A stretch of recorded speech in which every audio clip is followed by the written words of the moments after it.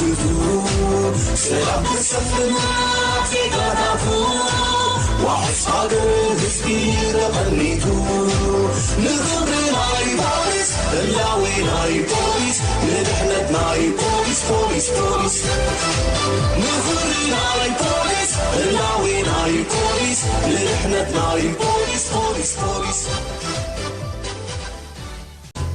زقصل تحستو دمصي بوليس ايرترايو بهزباو ركبات بوليس زدالو دمص بوليس كاب كل تشحن عسران ناتحيزو حدشت مدبات جميرو له قال خاو دما زينا وصائن ملس نحتتاتكم من زبلو جميرو مالو دمص بوليس ايرترا بوزحات سمعتي بحنقوتا صبيوا مدبيو كم زقطقص طنحكا حدا زتاتاتو حدش مدباتون الله سلازي لومي زبلوا ونحيزوم تقريبوا مالو ابالات دمص بوليس ايرترا نفط مدب نسقا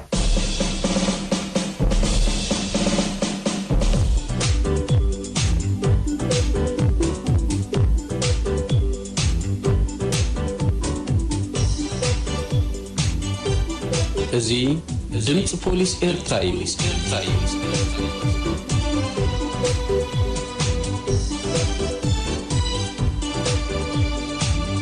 زي دمص بوليس إيرترايو حكينا هنكس إلى الوطن حزب البوليس سلام هصفر حكينا هنكس إلى الوطن حزب البوليس دمص بوليس إيرترا بهزباو ركبات بوليس إيرترا وتر سنبات كاب ساعات 10 كساب 10 فرقان قدم قطري زقرب كوينو سولس مشات ساعة شمونته اب راديو زارا زدقم مدبيو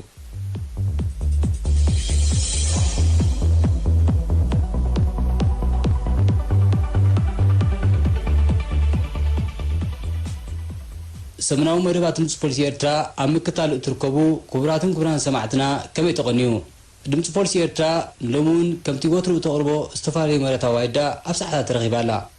اموها نساهم تصنع شايد مرسي قتيل امبار نابتقن تحستو مدمنات نسجر فلما بناي وشتنا وصاين زينات بوليس كنفلم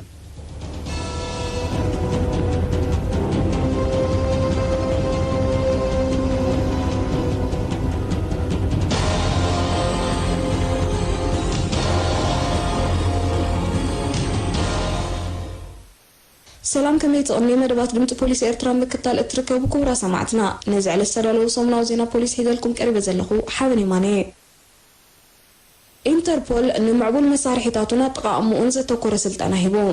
مسرح حبريتات تكنولوجي IT متحاز نزلوهم أبرات بوليس إيرترا وشتاوت ستان إيميغريشنن كاب 21 كساب 24 ترخل تشحن 20 أما كلابي صحفة بوليس إيرترا سلطانا توهبو اتيستو هذا سلطانا ببروجكت أيوان زفلت كوينو إيرترا اتركبن 31 هاجرات أفريقيا مس أبرات هاجرات انتربول بزغلت أفن زت أما من ناقباب أبسجرو دباو جبناتن جبناتاتن زتوكر حبريتاتات نملوات زمناوي إلكترونيكاو مسارحيتات نقعد كان أبتي مسارحيتات بقوع ملكات نخلون زحجز تمرت منبارون بمتكاس اتي نبرت بحاجز كمستوهبه كبيت أفت انتربول انفراس مرازر غبنا حبريتا قليتهم تساتفت سلطانا نتي بسلسته كإلاتا استوهبه كل حساباون قبراون تمرتي بعتوب تقداسنات كمز التخاطاتولون عمو داتا دما زتدالولهم مسكر ورقات كاب إيد عزاز بوليس إيرترا كولونيل محارب سقاي كمستقبلو تزرغبنا حبريتا وشخ قليتهم أبت سلطانا كلتا دك أنستو زركبهم 18 أبالات تساتفهم نيرهم زتفلالي قبناز فتقوم أب تحت أوتوتر بوليس وعلوم أب أوردت بفتن عمت كاترين سركن كاب جزان توافرهم لتسانحو كلتا تترترتي أب تحت أيدي بوليس آتيهم ودي 23 عمت موسى محمد سحيد أحمد بودي ناديد زفلت أدراشو كرن من محدار كوابي بارو شدش خينو بتشعات ترخل تشحن 20 ساعة تشعات مشت أب أوردت كوابيتات بارو غلتان بارو سلستان أب تسلمات تحابيو بمتناح أب لعلك للتدك أنستو قونت أوي سقاو ركب كفتسن تدالي انكالو أب روندات وافرون بزنبرو أبالات إيد بإيد كم ستحزة كابت مدبر بوليس زرغبني حبريتا أردئو موسى أب كيد مساعتوه بزتخايدا مسرح مرمرة بحاموشة تحساس كلتا شحن 10 جعتن كاب حاد بيت مقبن مستن كلتا موبايل كسرق انكالو بعصر تغلت تحساس كلتا شحن 10 جعتن مشدما نحانتي كاب صراحة فديسا نجازات خيز نبرت كتيرو 850 نعفا ካብ ካልእ ሽማግለ ሰብኣይ ድማ 900 ናቕፋ ብጠቕላላ 1750 ናቕፋ ከቲሩ ከም ዝወሰደ ተፈሊጡ ብዘይካዚ ወዲ 20 ዓመት ተኸሳሲ ነጋሽ ሰዒድ ኣድራሻ ከረን ተኸሳሲ ሙሳ መሐመድ ንዝሰረቆ ገንዘብን ንብረትን ብምቕማጥ ክተሓባበር ከም ዝጸንሐ እቲ ሓበሬታ ወሱኽ ገሊጹ መደበር ፖሊስ ኣቁርደት ነዞም ፍሉጥ ኣድራሻ ዘይብሎም ካብን ናብን ከተማታት እናተንቀሳቐሱ ገበና ዝፍጽሙ ሰባት ምስ ፖሊስ ተሓባቢሩ ከቃልዖም ከዘኻኽርን ከሎ ደቂ ኣንስትዮ እውን ግዳይ ዓመፅን ከትርን ካብ ዝገብረን ኣካይዳ ከጥንቀቓ ተላብዩ ኣብ ምትላል ዝተዋፈሩ ተቐይዶም ግብሪ መንግስቲ ንኸይከፍሉ ዝተፈላለዩ ሜላታት ምትላል ዝፈጸሙ ኣብ ትሕቲ ቀይዲ ፖሊስ ከም ዝኣተዉ ካብ ማእከላይ ምርመራ ገበን ፖሊስ ኤርትራ ዝረኸብናይ ሓበሬታ ገሊጹ ተኸሳሲት ምሕረት ታደሰ ሓደራ ኣድራሻ ቲራበሎ ዕድመ 48 ስራሕ ነጋዲት ኮይና ብ30 መስከረም 2015 ቁጥሪ ሰሌዳ ER1A ባዶ 128 ንዝኾነት መኪና ሳህለ ክብረ ኣብ ግርማይ ንዝተባህለ ነባር ከረን ነጋዳይ ብሕሳብ 750,000 ናቕፋ ክሸጠሉ ኣብ ስምምዕ በፂሓ ኣብ ቅድሚ መሰኻክር ውዕል ፈጺማ ሕሳባ ከም ዝተቐበለትን ተረጋጊጹ ይኹን እምበር ምሕረት ብሕጋዊ መንገዲ ስም ከተሰጋግር ዝግባኣ ብ10 ሕዳር 2015 ንሳህለ ክብረ ኣብ ዝተባህለ ክሱስ ሙሉእ ውክልና ስልጣን ብምሃባ ክሱስ ሳህለ ነዚ ውክልና ተጠቒሙ ነቲ ኣቐዲሙ ዝተፈጸመ ውዕል ገዲፉ ሓድሽ ናይ ሓሶት ውዕል ብ260,000 ናቕፋ ከም ዝገዝኣ ኣምሲሉ ከም ዝቐረበ ተፈሊጡ በዚ ዝፈጸሞ ሜላ ምትላልካ 30,000 ናቕፋ ግብሪ መንግስቲ ክኸፍል ዝግብኦ 10,400 ናቕፋ ብምኽፋሉ ተኸሲሱ ከም ዝቐረበ ማእከላይ ምርመራ ገበን ፖሊስ ኤርትራ ሓቢሩ ሚኒስትሪ ፋይናንስ ክፍሊ ኣታዊ ውሽጢ ሃገር ናብ ፖሊስ ክጻረየሎም ብዝሓተትዎ መሰረት ተኸሰስቲ ብ20 ሕዳር 2019 ንምጽራይ ኣብ ቀይዲ ኣትዮም ነቲ ጉዳይ ከም ዝወዓልዎ ስለ ዝተኣመኑ ብውሕስነት ክወፁ እንከለዉ ፋይል መርመራ ውሳነ ንምሃብ ናብ ኣኽባር ሕጊ ከም ዝተላኸ ማእከላይ ምርመራ ገበን ፖሊስ ኤርትራ ወሱኽ ሓቢሩ ዝኸበርኩም ሰማዕትና ዜና ውሽጢ ሃገር ኣብ ዝተፈጺሙሎ ቀፂሉ ኣህጉራዊ ዜና ፖሊስ ክቐርብ እዩ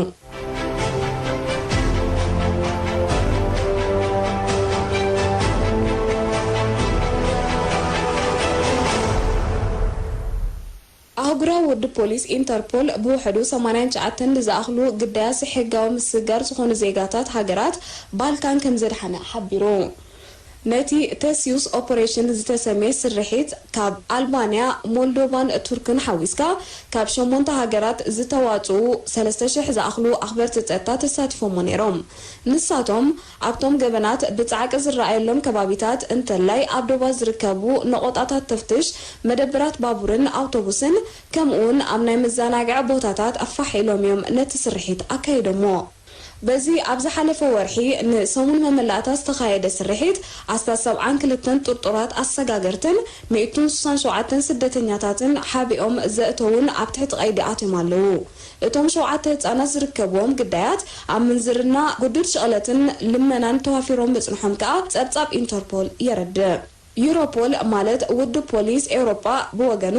ኣብ 2018 ጥራይ 80 ሚእታዊት ካብኣቶም ብሓደገኛ ኩነታት ኣብ ተሽከርከርቲ ተሓቢኦም ብባልካን ዝኣተዉ 6,600 ዘይሕጋውያን ስደተኛታት ከም ዝነበሩ ሓቢሩ ኣብ መላእ ዓለም ኣስታት 25 ሚልዮን ሰባት ግዳያት ጉዱድ ሸቐለት ኮይኖም ምህላዎም ኣህጉራዊ ውድብ ዕዮ ይገልጽ ካምቦድያ ንልዕሊ 1,000 ገበኛታት ሰጊጋ ቻይናውያን ወጻእተኛታት ኣብ ዓመተ 2019 ኣብ ካምቦድያ ብዝፈጸምዎ ገበናት ቅድመ ግንባር ከም ዝተሰርዑ ንጸብጻብ ፖሊስ ካምቦድያ ምንጭ ዝገበረ ኬመር ታይምስ ዝተባህለ ጋዜጣ ሃገር ሓቢሩ ብመንገዲ መርበብ ሓበሬታታት ብዝፈጸምዎ ገበናት ቁማር ፋይቶትነት ንግዲ ዕፀፋርስን ካልእን ልዕሊ 1,000 ቻይናውያን ገበኛታት ንሃገሮም ከም ዝተሰጎጉ ዝገለጸ ጋዜጣ ኬመር ታይም ፕረስ ሃኖክ ሲኤም ሪፕን ፍኖን ፔንን ብብዝሒ ገበናዊ ፍጻሜታት ዝተመዝገበለን ኣውረጃታት እቲ ሃገር ምንባርን እቲ መራኸቢ ብዙሃን ወሲኽ ሓቢሩ ብሰሪ ዝተፈጸሙ 558 ገበናት 681 ዜጋታት ወፃኢ ሃገራት ግዳይ ክኾኑ ምኽኣሎም ዘተሓሳሰቦ ምክትል ኣዛዚ ፖሊስ ካምቦድያ ጀነራል ቶንግ ሊም ተመሳሳሊ ገበናት ከይስዕርር ንጥፈታት ምክልኻልን ምርምራን ገበናት ክሕይልን ዲፕሎማስኛታት ኮነ ቱሪስት ፀጥቶኦም ዝረጋገፅሉ ባይታ ንምጥጥጣሕ ዝሕግዝ ሓበሬታታት ንምልውዋጥ ምስ ኤምባሲታት ቀጻሊ ርክባት ከካይዱ ትእዛዝ ምትሕልላፉ ጋዜጣ ኬመር ታይም ገሊጹ ኣብ መወዳእታ ህዝባዊ ማእከል ንሰላምን ልምዓትን ናይ ዝተባህለ ዘይመንግስታዊ ውድብ ፕሬዚደንት ዮንኪንግ ኢንግ እቲ ኣብ ልዕሊ ወፃእተኛታት ዝፍፀም ገበናት ንፅላት ቱሪዝምን ናይ ወፃኢ ወፍርን ካምቦድያ ብኣሉታ ክፀልዎ ከም ዝኽእል ብምግላጽ ሰብ ነዚ እታ ሃገር ዕቱብ ስጉምቲ ክወስዱ ከም ዝተላበወ ጋዜጣ ኬመር ታይም ጸብጺቡ ናይ መወዳእታ ዜና ፖሊስ ኣብ ስርቂ ተዋፊሮም ፀንሑ ሰራቕቲ ተታሒዞም ኣብ ስርቂ ንብረት መካይን ተዋፊሮም ፀንሑ 3 ሰራቕቲ ድሕሪ ጥቡቕ ምክትታል ፖሊስ ብ10 ጥሪ 2020 ካም ኩንጂ ኣብ ዝተባህለ ከባቢ ኣብ ትሕቲ ቀይዲ ከም ዝኣተዉ ዳይሬክተር ምርመራ ገበን ኬና ቢትዊተር ሓቢሩ እቲ ኣስማ ሰራቕቲ ዘይጠቐሰ ናይ ትዊተር መልእኽቲ ፖሊስ ኣብ ካሪዮ ባብኒ ሳውዝ ኪዮለን ዳንዳራን ዝተባህሉ ቦታታት ኣብ መኽዘናት 3 ጋራጃት ድሕሪ ዘካየዶ ተፍትሽ ብሚልዮናት ሽልን ዝግመት ኩምራ መቃየር ኣቑሑት መካይን ከም ዝረኸበዩ ገሊጹ ቁይዳት ኪኖ ንብረት መካይን ምስራቅ መካይን ሰሪዖም ብምጉዛይ ኣብ መሸጣ መቃየር ኣቑሑት ዝተዋፈሩ ከይኮኑ ከም ዘይተርፉ ጥርጣሮ ዝሕየለ ዳይሬክተር ምርመራ ገበን ኬንያ መስርሕ ምርመራ ይቕጽል ምህላው ንብረት ስርቂ ድማ ብኤግዚቢት ተታሒዙ ከም ዘሎን ኣነጺሩ ኣብቲ ናይ ትዊተር ሓበሬታት ተጠቒሱ ከም ዘሎ ፖሊስ ነዚ ዕውስ ስርሒት ከካይድ ዘንቀዶ ጥርዓናት ስርቂ ንብረት መካይን ብብዝሒ ክምዝገብ ድሕሪ ምጅማር እዩ ዝኸበርኩም ሰማዕቲ መደባት ድምፂ ፖሊስ ኤርትራ ነዚ ዕለት ዝተደለወ ሰሙናዊ ዜና ፖሊስ ኣብ ዝተፈጺሙሎ ምስ ተረፉ መደባት ድምፂ ፖሊስ ኤርትራ ሓድገኩም ብወገነይ ሰላም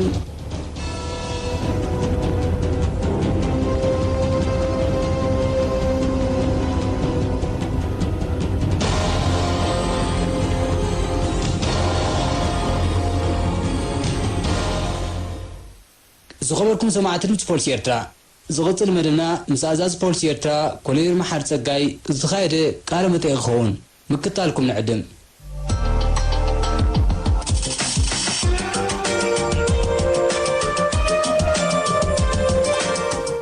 ሰላም ክቡራትን ክቡራንን ሰማዕትና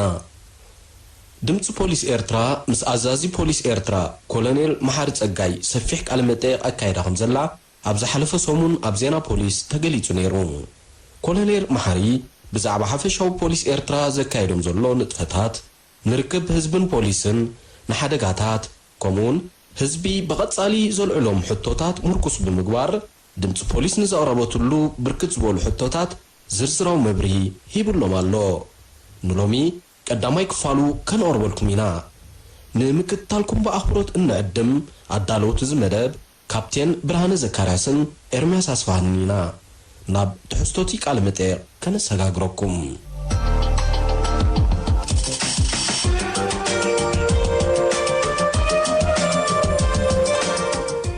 ራይ ኮሎኔል መሓሪ ፀጋይ ኣዛዚ ፖሊስ ኤርትራ ብቐዳምነት ንዘደለናዮ ሕቶታት ክትምልስ ፈቃደኛ ምዃንካ ብልቢ ነመስግን ቀንዲ ዕላማን ዕማምን ፖሊስ ኤርትራ ብሕፅር ዝበለ ከተብርሃልና ራይ ጽቡቕ እቲ ዕላማን ዕማምን ፖሊስ ከምቲ ኩሉ ግዜ ዝግለጾ ሰላም ምስፋን ብዓብዩ ህይወትን ንብረትን ህዝቢ ምሕላው ንብረት መንግስትን ህዝብን ምሕላው ሕግታት ምኽባር ገበናት ምክልኻል ተጋጢሞም ኣጻሪኻ ናብ ፍርዲ ምቕራብ ዝኣመሰሉ ዕማማት እዮም ዘለዎ ነዚ ዕማማት ንምስላጥካ ንዑ ዝበቅዕ ኣወዳድባ ተመርኪሱት ዕለታዊ ንጥፈታት የካይዳ ኣሎ ማለት እዩ ፖሊስ ኤርትራ ኣብ ዝሓለፉ ዓመታት ዝዓመሙ ንጥፈታት እንታይ ይመስሉ ከተብርሃልና ሕጂ እቲ ዕማማት ኩሉ ግዜ እቲ ልሙድ ዕማማት እዩ ዓመት ዓመት ብዙሕ ዝቕየር ነገር የብሉን ምናልባሽ ምስ እዋኑ ዝኸይድ ዓመታዊ ውጥን ምሳል እዩ ነዚ ውጥን እዚ ንምትግባርካ ዝተፈላለየ ንጥፈታት በብዝምልከቶ ኣካል ክካየድ ፀኒሑ እዩ ሕጂ ብቐንዱኻት ክነካይዶ ንኽእል ንጥፈታት ምክልኻል ገበን መርመራ ገበን ምሕያል ማለት እዩ ዓቕሚ ሰብ ምሕያል ኣፍራይነት ናይ ኣባላት ምዕባይ ሓደጋታት ምክልኻል ብዓብዩ እቲ ቀንዲ ንፅቕጠሉኻ ብዘይ ናይ ህዝቢ ተሳትፎ ክዕወት ዝኽእል ስራሕ ስለ ዘየለ ኣብ ናይ ፖሊስ ተሳታፍነት ናይ ህዝቢ ንምዕባይካ ብዝለዓለ ንሰርሓሉን ንኣምነሉን መደብ ኮይኑ ቅፅል ፀኒሑ ኣሎ ተራ ህዝቢ ኣብ ምክልኻል ገበን ከመይና ንጉምጉሞ ፍሻዊ ኣብቲ ፖሊስ ዘካይዶ ዘሎ ስራሓት ተሳትፎ ናይ ህዝቢ ኣብ ከመይ ኩነታት ኣሎ ክንብል ንኽእል ወዚ ንቐልዓለም ንዛረበ ኣይኮነን ናይ ህዝቢ ኣበርክቶ ኣብ ስራሕ ፖሊስ ወሳኒ ዝኻልእ ካብም ዓሳ ብዘይ ባሕሪ ክምሰል ይኽእል እዩ ኩሎም ጉዳያት ተሪኢኻዮም ብዘይ ናይ ህዝቢ ተሳታፍነት ዝተቓልዑ ጉዳያት ፈፂሞም ኣለዎም ስለዚ ናይ ህዝቢ ኣበርክቶ ኣዝዩ ወሳኒ ኣገዳሲ ስለ ዝኾነ ብኢና ከዓ ምስ ህዝቢ ሓቢርና ክንሰርሕ ናይ ህዝቢ ተሳትፎ ክነዓቢ ቀጻሊ ርክብ ምስ ህዝቢ ክግበር ኣለዎ ተባሂሉ ብመሰረት ውጥን ነብሲ ወከፍ መደበር ቀጻሊ ርክባት ምስ ከባቢኣ ዘለዉ ህዝቢ ተመሃሮ ካልኦት ማሕበራዊ ጉጅለታት ተካይድ ብደረጃ ዞባውን ከምኡ ኣድላይ ብዝኾነሉ እዋንን ብደረጃ ማእኸላዊ ቤት ፅሕፈት ምስ ህዝቢ ርክብ እናተገብረ ይህን ይበሃል ዘሎ ኩነታት ብወገን ፖሊስ ክሕበር ካብ ህዝቢ ዝመፅእ ሓሳባት ክቕበል ስራሕ ፖሊስ ዝያዳ ዝድረዕ ርእይቶታት ክወሃብ ፀኒሑ ብኡ መጠን ምትሕብባር ናይ ህዝቢ ንምዕባይ ክካየድ ዝፀንሐ ስራሓት እውን ፅቡቅ ውፅኢት እዩ ዘለዎ ብኡ መጠን ከዓ ናይ ህዝቢ ተሳታፍነት ኣዝዩ ወሳኒ ምንባሩ ጥራይ ክገልፅ ዝኽእል ካብ ቀንዲ ተልእኾ ፖሊስ ኤርትራ ገበን ንኸይፈፀም ምክልኻል ንፈፀምቲ ድማ ተኸላኺልካ ኣብ ሕጊ ምቕራብ እዩ ከምኡውን ፀጥታ ህዝቢ ምሕላው እዩ እዚ ተልእኾ እዚ ኣብ ባይታ ከመይ ይትግበር ኣሎ ትብል ከም ሓቂ ዝከኣሎ መጠን እቲ ፖሊስ ኤርትራ ነዚ ነገር እዚ ንምርግጋፅ ዝለዓለ ስርሓሉ እዩ ዘሎ ካብ ታሕቲ ክሳብ ላዕሊ 24 ሰዓታት መደበራት ኣብ ስራሖም ዘለዉ ሓደ ሕፅረታት እኳ ዘይስእ እንተኾነ ነዚ ሕፅረታት እዚ ሰጊሮም ዝካይድዎ ዘለዉ ስርሓት ኣብ ምክልኻል ገበን ይኹን ኣብ ምቅላዕ ገበን ጉጉያት ግቡእ ፍርዲ ዝህብሉ ኩነታት ንክፍጠር ዘካይድዎ ፃዕሪ ኣዝዩ ዝምስገን እዩ ስለዚ ብሓፈሻ ነቲ ዝካየድ ዘሎ ስርሓት ብኣወንታይ ዝግምግሞ ከምኡ ክንቅፅል ከዓ ንቐፃሊ እውን ተስፋ ገብር ንኣብነት ኣብ ዞባታት በብኸባቢኡ መደበራት ዝተፈላለየ ጎስጓሳት ንህዝቢ ይካየድ እዩ ሰባት ዝተፈላለየ ርእቶታት ኣለዎም ንህዝቢ በብኸባቢኡ ብቐፃሊ ኣሓቱ ክምባል ጎስጓሳት ናይ ምክያድ ተኽእሎታት ኣሎ ዶ ቀፃሊ እኮ ክካየድ እዩ ካብኡ ንላዕሊ ክካየደልና ዝብል ርእቶታት ቀሪብ ኣኼባታት እምበር ቀፃሊ ምዃኑ ዘጠራጥር የለን ኣብቲ መደብና ወይ ኣብቲ ውጥንን ተሳኢሉ እዩ መደበር ኣብ ክንደይ ምስ ህዝቢ ትራኸብ ንተመሃሮ ብውሕዱ ብዓመት ስም እዞም ኩሎም ማሕበራዊ ጉጅለታት መደበር ተራኺባት ዝትያ ኣብ ሓደ ቦታ ምስራ ሓቂ ምስ ሕፅረት መሳለጥያ ዘይትበፅሖ ቦታታት ኣይስአንን ይኸውን ግን ብዝከኣል መጠን እቲ ዝግበር ኣኼባታት ኣዝዩ ብዙሕ እዩ ብውሕዱ ካብ ዓመት ሓደ ግዜ ዘይትገብር መደበር የለን ስለዝኾነ ከዓ እንተሪኢኹሞ እቲ ዓመታዊ ፀብፃብና ከም ዘሪኦ ናብ 700,000 ዝገማገም ህዝቢ ዝተሳተፎ ብዙሕ ኣኼባታት ይተኻይዱ ስለዚ እቲ ዋሕዲ ናይ ኣኼባታት ዘይኮነ ኣብቲ ኣኼባታት ኩሉ ህዝቢ ንክሳተፎ ጥራይ ክላቦ ዝኽእል ኣብ ክንዲ ከይተሳተፍካ ሓበሬታ ከይረኸብካ ከምዚ ዘይግበር ከምዚ ዘይፍጠር ምባል እቲ ርእይቶ ዘለዎ ሰብ ኣብቲ ኣኼባታት እናመፀ ሓሳባቱ ክህብ ሓሳባት ክወስድ ተኽኢሉ እቲ ዝበለፀ ስለ ዝኾነ ኣብቲ ተሳታፍነት ናይ ህዝቢ ካብቲ ዘለዎ ክዓቢ ተገዳስነት ናይ ኣብ ኣኼባታት ምስታፍ ከዓ ክዓቢ ጥራይ ከዘኻኽር ደሊ እምበር ዋሕድና ኣኼባታት ኣሎ ይብልና ኣብዚ ዝሓለፈ ዓመታት ምትሕብባር ህዝብን ፖሊስን ብፅቡቅ ክኸይድ ከም ፀንሐ እዩ ብቐፃሊ ኣብ ጎስጓሳት ክግለፅ ፀኒሑ ብዛዕባ እዚ እንታይ ትብል ከመይ ኣሎ ዝምድና ኣዝዩ ኣብ ዘተኣማምን ደረጃ ምህላው እኳ ዘጠራጥር ተዘይኮነ ቀፃሊ ዝበዝሐ ሰብ እናተዋስኣሉ እናተሳተፎ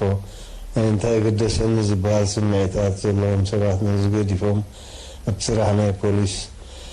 ዝዋስእሉ ኩነታት ክፍጠር ሓበሬታ ክህቡ ስረአይዎ ዝሰምዕዎ ጠቃሚ እዩ ዝብሎ ሓበሬታታት ክህቡ ዋላ ብኣኼባ ጥራይ ዘይኮነን ዋላ ብዝተፈላለየ መንገዲ ብቴሌፎን ድዩ ብኣካል ድዩ ብፅሑፍ ድዩ እዚታት ክዓቢ ከም ዘለዎ ቀፃሊ ንሰርሓሉ ዘለና እዩ ክዓቢ ምዃኑ ኣይጠራጠርኒ ገበን ፈፂሞም ኣብ ትሕቲ ቀይዲ ዝኣትውን ምስ ውሕስነት ብዝተኣሳሰረ ኣብ ህዝቢ ዝመፅእ ዝተፈላለዩ ርእይቶታት ኣሎ ንኣብነት ገሊኦም قبل فتشمهم يسرمو بوحس مسوسو عندنا تمثال قبل حجي حزبي نصر مردأتها يقولون مالت بوليس نخميز عم مسألة وحسنت لك بيت فرد خان نخميز عم مسألة قدات بوحسنت كوس خيل وزي بريت حق السفر هاي بدليتك وبسمعتك تقولي فنان تناي وحسنت حتى هو جزء أبتحقت مركشي خيل مجمرة هذا طرطور ببداية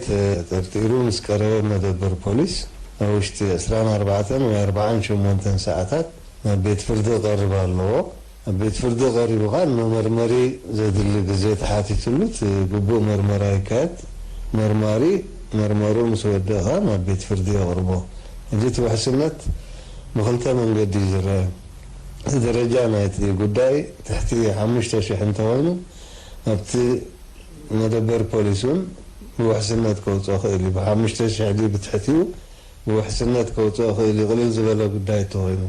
كاب 5000 العالم تخوينو من بيت فردي كغروا له قدنا بيت فردي خان انتو قداي ريو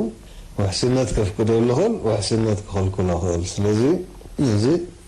فلاني عبيت قداي تو حسنات من بيت فردي زملكات دا انبر من بوليس زملكات هيكونن انت زبالكا بنت هذا قوبيا هذا خصوص ويتورتور كالتفهم فنيمو سلمتاي دي أسرو قبال سمعتات ماتي تداغا من ديغا فتشيمو بلو تداغا من ريكورد لو ناولوس مرشون كافنيمو قبال زرواتات تسمعيو زي قدمتيو تسوون مسألة لو ويحسنات مسألة مزغان زيغا زغل كلا يكونن كساب فرد زوها وحسنات زغل كلا بيت فردون تقداي خبيد مزغون تلعب وحسنات وتيون نتقداي من فلاي كات مرمرا جنا زي تصاففن زي تودن تهلي نتقداي تلوتو خيلي حبريتا كهسس خيلي سندات كحب خيلي زخون مرتعات كحب خيلي تبايل ترتر ترتر وحسنات كخلكال خيلي أبزول بوليس ريتو خيلي نت بيت فردي وسانا قلت بيت فردي سلازي بوحسنات زوجة بيت فردي ذا أمبر بوليس كان زي كنا في اللعب تبع بيت قدات حزبه فلت الله وحسنت كأخر لجزء مسألي وحس وتي مالت كان مسألة واحدة مالتها كنا جنا فردي يتبع الله ما تزفت سما بدلت ويجبل وهذا فردها بحراي يرى مالتي سلازس وحس وتي مالت مسألة واحدة مالت كان زي كنا آخر الدوام الله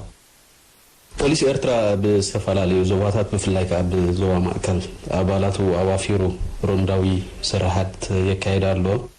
ውፅኢቱ ከመይ ይግምገም وكل ጊዜ ጅት ገበን ምክልኻል ንድሕርልና ብዘይ ሮንዳ ወይ ፓትሮል ክኸውን ኣይክእልኒ ሓደ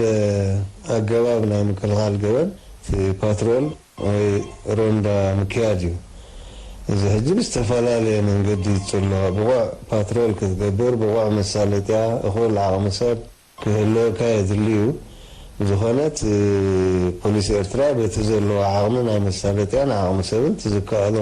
ክገብር ይፅዕር ኣሎ ንዘሎ ሓደ ሓደ ሕፅረታት ግን ከምቲ ዝድለ እኹል እዩ ክንብል ኣይንኽእልን ኢና ሓደ ሓደ ሕፅረታት ከምቲ ሓሊፉ እውን ዝጥቀስ ከምዚ ሓቲትናዮም ቀልጢፎም ኣይመፁናን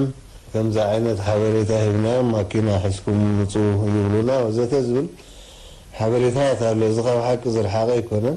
زي بخلتي وحاكي وانا خريو خلقو ثم مدبرات حكوم يوم نهار مسالتها زي يقولون مسالتها يقولنا كبلو بالدنيو بذكا لقلنا احنا نزي حتى انتانا بقمتنا اتو ولا تمسالتها يهالو بذكا المتنتي حتونا حزبهم ملسكم زلنا زكال تعرف نقبر كم زلنا وتلاقي حزب حتوها كن ملس انت خيلنا ترايتنا هنا عمام عود كهون زغال سلازي بزكال متن تزلونا هنا أكلات زكال وقبرالو حزبها يتزل حدا حسرتات يردو يزبل قمت على الناس ردوها تسفى يقبر تزي كوينو تقولنا هلو تقول باللين زبل أكلنا بوليس كم زي اللو زي فلوت كهونا اللو هذا حسرتات جزيرة حسرتات كا مستمر له خمس حجة زي اللون العالي تزدل سرحات كايد مهانا هذا طلعت رايكونا ገበነኛታት ካብ ግዜ ናብ ግዜ ገበናዊ ተግባራቶም እንዳተራቀቀ ዝኸይድ ነዚ ንምቁፃር ዝኽእል ዓቕሚ ንምዕባል ፖሊስ ዘካይዶ ፃዕርታት እንታሎ ስልጠናታት እዩ ወላ ካልእ ወት ስልጠናታት ዘይቋርፅ ስራሕ ናይ ፖሊስ እዩ ቀፃሊ ስልጠና እንተዘይተኻይዱ ኸት ዓቕሚ ናይቲ ዝሰርሕ ኣካል ማዕረ ናይቲ ዝጥለቦ ዕማም ክኸይድ ስለ ዘይክእል ስልጠናታት ብመደብ ተሰሪዖም ናይ ምክያድ መደባት ይግበር እዩ ስለዝኾነ ከዓ ዓመት ኣብ ዝተፈላለየ ሞያታት ክንደይ ሰብ ክስልጥኑ ኣለዎም ክንደይ ተወሳኺ ስልጠና ድልዮም ዝብል መደባት ወፂኡ ስርሓሉ እዩ ስለዚ እቲ መረቓቕ ናይ ገበናት እኳ ክሳብ ሕጂ ልዕሊ ዓቕሚ ናይ ፖሊስ ዝኸይድ ዝተራቐቐ ዓይነት ኣሎ ገምጋም የለን ብዝከኣል ኣብዚ እዋን እዚ እቲ ዝርአ ናይ ኤሌክትሮኒካዊ ዝኾነ ወይ ናይ ሳይበር ገበናት ዝበሃል እዚ እውን ንዕኡ ዝወቅዕ ናይ መርመራ ኣካል ስለ ዘለና ዝኾነ ዘጋጥም ጥርጠራ ብዛዕባ ብኮምፒተር ዲ ብሞባይል ቴሌፎን ዲ ብካልእ ተፈፂሙ ዝበሃል ገበን ኣብዚ መፅኡ ብማእኸላይ ቦታ ክምርመር ስለ ዝኽእል ብዙሕ ነገራት እውን ውፅኢት ርከቦ ስለ ዘሎ ልዕሊ ዓቕሚ ናይ መርመራና ዝኸይድ ገበናት ኣሎ ኢልካ ዝግለጽ ኣይኮነን ኣብ ዝሓለፈ እዋናት ፖሊስ ኤርትራ ሓደጋታት ንምካይ ቀጻሊ ጎስጓሳት ከካይድ ፀኒሑ ውፅኢቱ ከመይ ኣሎ ኣባይታ ሓደጋታት ንምካይ ዝካየዱ ዘሎ ፃዕርታት እንታይ ይመስሉ ወቲ ሓደጋታት ኣብዚ ሃገርና ኣዝዩ ኣሰካፍን ዝኾን ፀኒሑ ዘሎ ነዚ ኣብ ግምት ብምእታውን ክካየድ ፀንሐ ንጥፈታት ነዚ ሓደጋታት ንምንካይ ማለት እዩ ዝዓለመ ኮይኑ በብዓመት እቲ መጀመርያ እኳ 500 ምንካይ ዝብል ነይሩ ሕጂ እዚ ናይ ሕጂ 5 ዓመት ስትራቴጂካዊ ውጥና ግን በብ200 ኣብ ውሽጢ 5 ዓመት 10 ሚእታዊት ዝንካየሉ ኩነታት ንምፍጣር እቲ ፃዕሪ 200 ምንካይ እናተባህላ ኣብ 2012 ዳርጋ ኣፀቢቑ እናጎደለ ዝኸይድ ዘሎ እቲ ሓደጋታት ሓንሳብ 500 600 400 ኣብዚ ዓመት እውን ትዝወሓደ ማለት እዩ 1.4 ሚእታዊት ጎዲሉ ኣሎ ስለዚ ነዚ ንምምፃእ ግን ዝተፈላለዩ ንጥፈታት እዮም ዝሰኣሉ ካብቲ ብኣጋር ብሞተረኛ ዝካየድ ናይ ምቁፅፃር ስራሕ ኣሎ ካልእ ተወሳኺ ዝበሃል ፀንሐ ጎስጓሳት ኣሎ ኣውራ ኣብ ተምሃሮ ኣብ ንኣሽቱ ብፍላይ ኣብቲ ከተማታት እውን ሓደጋ ኣልቦ ሰሙን ዝበሃል ንጥፈታት ካየድ እዩ እዚ ዕላሙ እንታይ እቲ ጠንቂ ሓደጋታት ዝኸውን ዘሎ እቲ ናይ ኣጋር ተጓዓዚ እውን ስለ ዝኾነ እዚ ኣጋር ግቡእ ኣጠቓቕማ ናይ ፅርግያ እንትኽተል ሓውሲ ጎስጓስ ማለት እዩ ብዘረባ ብኣኼባ ጥራይ ክንርኸውን እቲ ጎስጓስ ብኣካል ኣብቲ ፅርግያታት ተረኺብካ እቲ ኣገባብ ናይ ኣጠቓቕማ ፅርግያ ከም ዝሕሎ ንምግባር ክፀዓረሉ ፀኒሑ ኣብዚ ግዜ እዚ ግን እንተሪኢኻዮ ናይ ባሓቂ ዘተሓሳስብ እዩ እቲ ኣጠቓቕማ ናይ ፅርግያ ኣጠቓቕማ ናይ ሕግታት ትራፊክ ናይ ታቤላታት ከምቲ ዝድለ ኣይኮነን ኣጋር ተሪኢኻ በቲ ግቡእ መሰጋገሪ ኣጋር ኣብ ክንዲ ዝሰግር ሰኢልካ ማእኸል ፅርግያ ሕውስውስ ምባል ምስ መካየን ከም ሳዕቤን ከዓ ሓደጋታት ይጋጥም ሰብ ብሽክሌታ ቀንዲ ብዘይ እተው መስመር ምእታው ተጓራቢትካ ምኻድ እዚ ብብዝሒ ዘጋጥም ዘሎ ጉድለታት ስለ ዝኾነ ነዚ ንምእራሙን ሓውሲ ጎስጓሳዊ ዝኾነ በብ10 መዓልቲ ዝኸይድ 4 ግዜ ኣብ ዓመት ከም መደብ ተሓንፂፁ ክካየድ ፀኒሑ ስለዚ ዝኩሉ ምስቲ ዝካየድ ምቁፅፃር ሰሚናራት እዚ ዝብሎ ዘለኹ ደማሜርካ ከዓ ታሃን ውፅኢት ርከቦ ኣሎ ክንብል ንኽእል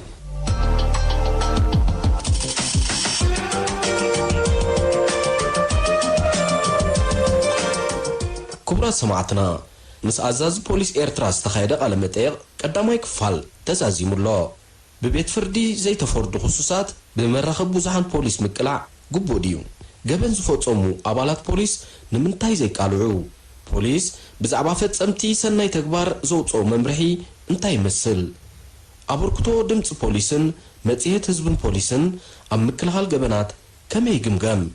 ንዝብሉን ካልኦትን ሕቶታት ዝሃቦ መልሲ ዝመፅእ ሰሙን ኣብ ዝቐርብ ካልኣይ ክፋል መደብና ክትከታተሉ ኣቐዲምና ንሕብር ሰላም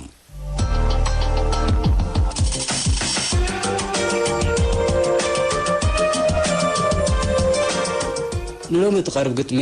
ኣባል ፖሊስ ኤርትራ ጅምዕ መሓመድ ካብ ቁርዶ ዝለኣኸልናያ ፈታሒ ማዕለኻ እትብል እያ ክትኸውን ንካተል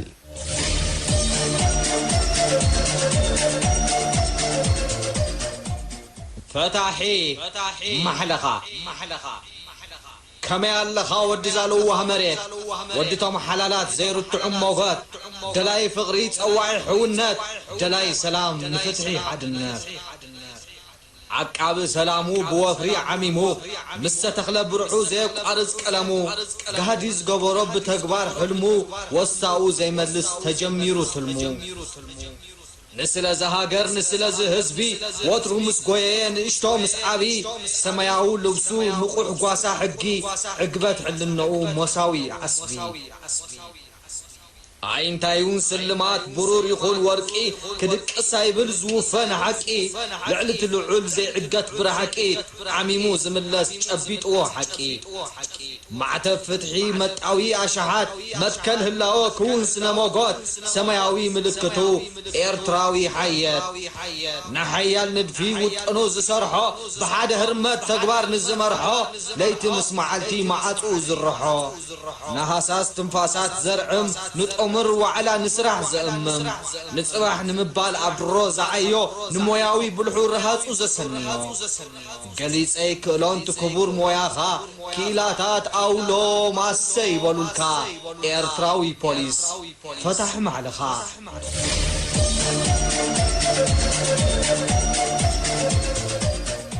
كبراتن كبران تخاطرتنا أمدباتنا كتساطفوا ويون ريتم زلوكم بغضو تليفون 11-13-29